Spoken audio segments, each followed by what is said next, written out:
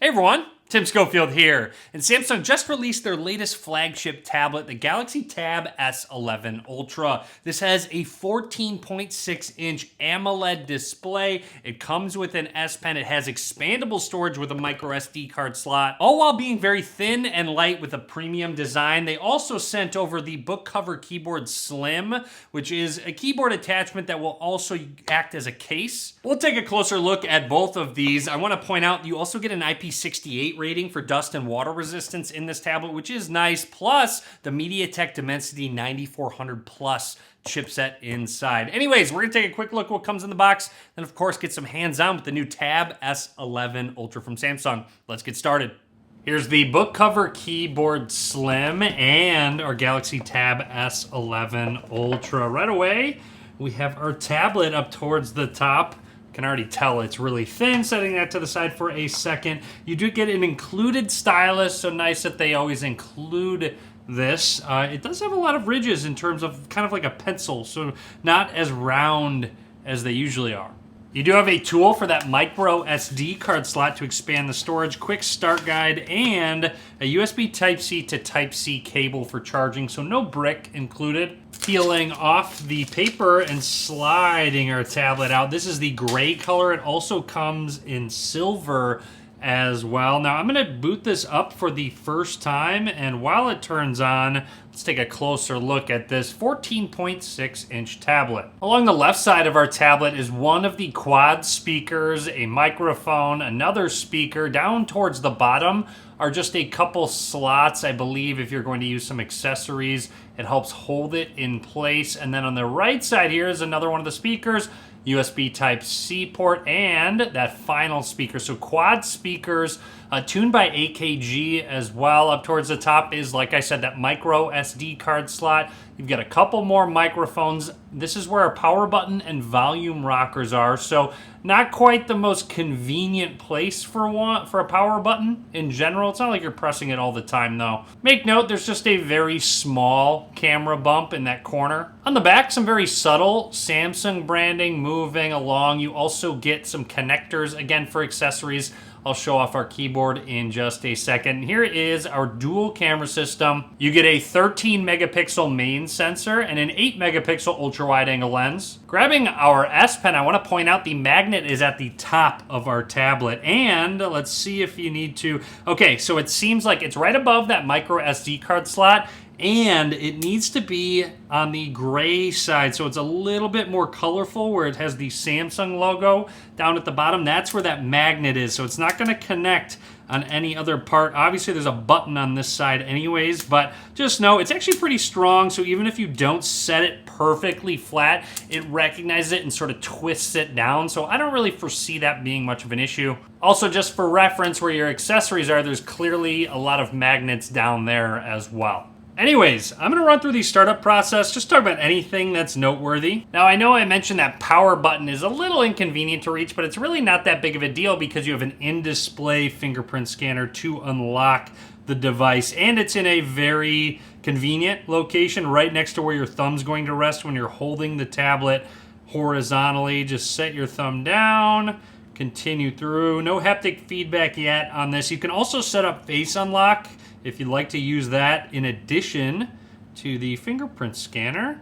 Continuing through, and there we go. We're all set. You can add more if you'd like. Of note, you can have fingerprint always on, so even if the screen's off, just set your finger where that scanner is and it will unlock the device. Hence, me saying you don't really need to worry about where that power button is. Of course, Gemini is your personal AI assistant on the tablet. However, you also have Galaxy AI, so a lot of features from Samsung themselves, including their Now Brief, a lot of editing of photos, transcribing, writing, interpreting, and a lot more. What do you know? Bixby's still alive. I still don't use it.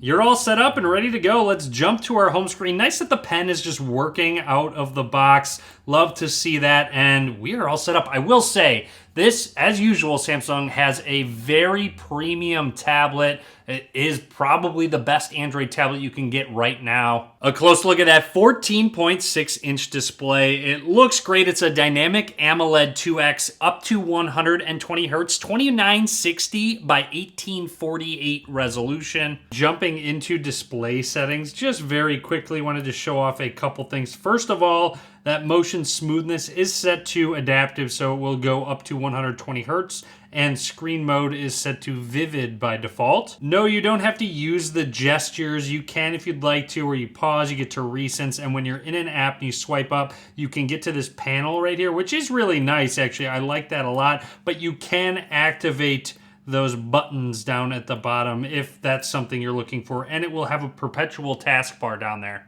And I know you'll ask, what's the aspect ratio of this tablet? It's 16 by 10, so when I go into full screen, you'll see some slight black bars at the top and bottom of a 16:9 video, which I actually really like this aspect ratio for this size of a tablet. The screen looks really great, actually. This video looks insane. And of course, you can go vertically with it completely. When using the S Pen, there is a little toggle right here where you can use Drawing Assist, AI Select, Create Note, you can screen write, and you can add more. So if you're watching a video and you want to draw something on it, feel free to. And you can have specific apps, magnify, translate, a lot more. Also, I'd like to point out when you go into an app, you'll see this little icon right towards the middle. You can pop out the app or use split screen. So if I hit pop out, it will bring it up into a windowed mode where you can move it around. You can tap on this to get more. You can expand it. You can contract it, resize it if you'd like to, or jump it into that split screen. Going back into those settings, I wanted to go into Galaxy AI just very quickly and briefly, just to show all of the different features. I know I did that at the beginning, but I also want to go into S Pen features. So go into Advanced, go into S Pen, and here we go. So there's 4 different shortcuts with the Air command. You can have compact or not. Going back, there's Air View to preview things. So you'll see how this is sort of highlighting right there when I am hovering over something. That's kind of nice to have to let you know where you're about to press. You can have screen off memos and quick notes. All you have to do is press and hold this button and then double press the screen. And then you can start using notes. This does have AI built in. You can turn speech into text. And as expected, the latency on the pen is almost instant. I mean, it's really responsive. Not only that, it's pressure sensitive. So if I'm lightly on the screen, you'll notice how thin that is. And if I press down and go, notice how much thicker that line is. So it is a pressure sensitive S Pen. Samsung does a great job with their pens. It's really comfortable to hold. I hope you noticed I have all of these apps open at the same time just so you can sort of see the performance of everything. So far, so good, actually. It's really impressive. All right, I need to get back to this and get it out of the way. If I press and hold the home button down at the bottom, it'll open up Circle to Search, or you can select images. Look, I just pulled this image. It took a screenshot of that video. Oh, wait, that's the video playing.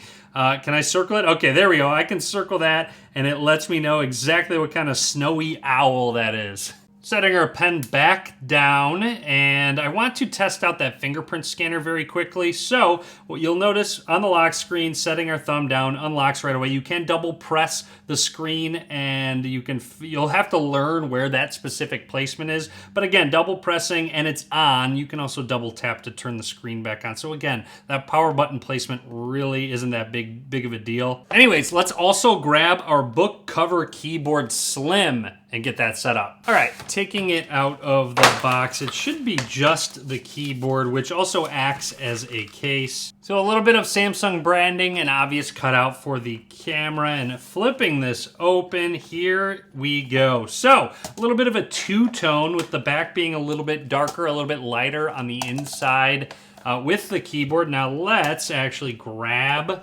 our Galaxy Tab S11 Ultra. And again, you have these to sort of just line up for placement, and then the back is where it will actually connect. And that was very strong of a magnet, and so what that magnet does is it sort of pops out and stays connected, so you can, I believe, angle this in just about any way. So there we go.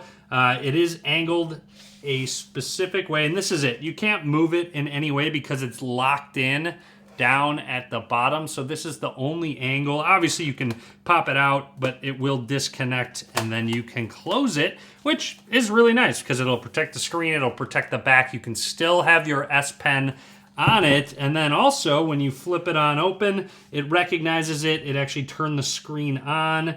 And if you wanted to reconnect, just line everything up. Magnets connect, you're good to go. Obviously no touchpad, so you still need to use the touch screen, which is totally fine. There is a dedicated Galaxy AI button where you can have it open Gemini or Bixby, take your pick. You can use a ton of keyboard shortcuts. You can customize app openings. And it has a really nice soft touch feel with just a little bit of grip to it. It's actually really nice to the touch. Let's do a quick typing test.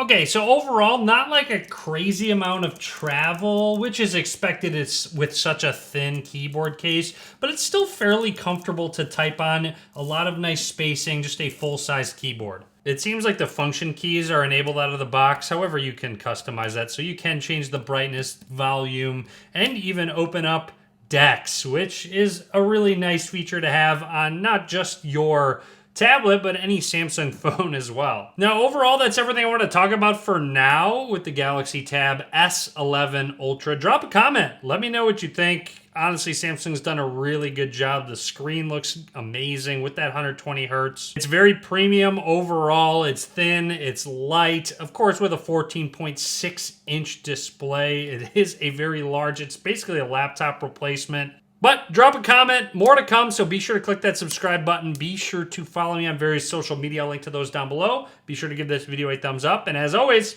thanks for watching.